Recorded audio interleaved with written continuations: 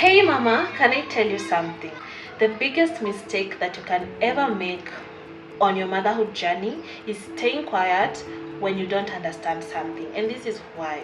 As moms, we deal with so much advice from doctors, from nurses, from family members, from friends, and even online.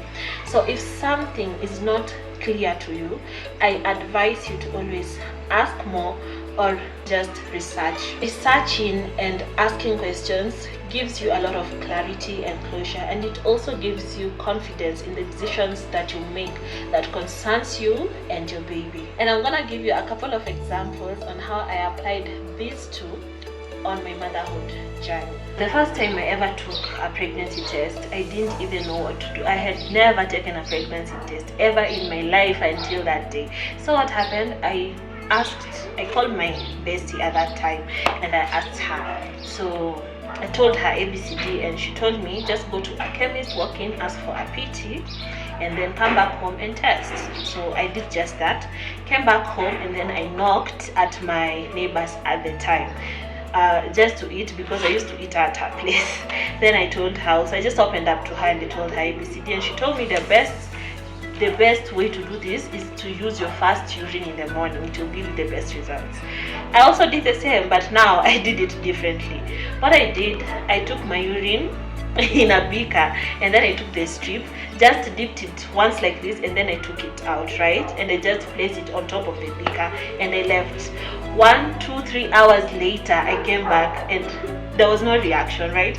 So I began to become happy, like, I'm not pregnant and all that jazz. Shock on me, guys. So I started figuring that something might be wrong. At least we could have one line or two, right? So what did I do? I take Google and I search for that PT and I search for how to use it. And that's how I knew how to use it. Now I did the correct thing. I took the strip and just left it on the beaker, on the urine inside my beaker, right? And then it just started coming up through the strip. And then guess what? 2 lines, and now we are positive.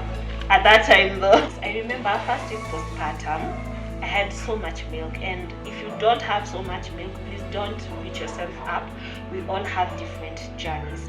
So what happened, I used to feel like my armpits, the lymph nodes of my armpits were swelling, and it was so strange. So a strange feeling. I started thinking the unthinkable, and I remember I took my phone just to Google and I saw that it is something normal, but it didn't end there. The next morning I went to the hospital to ask ABCD, and the doctor told me that it's something normal, although if it persists,